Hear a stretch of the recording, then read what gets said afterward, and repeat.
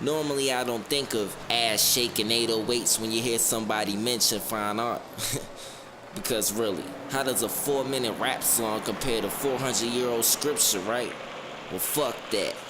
I put every last ounce of my soul into my creations, and I will not stop till my wooden box rocks at the bottom of every inch of those 6 feet.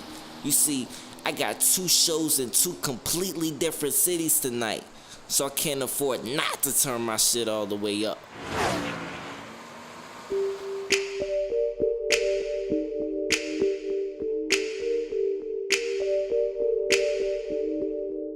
I love to pull up at the club in that big Cadillac, take my coat, take my hat, got 'em trained like that. Headed to the bar, need a shot,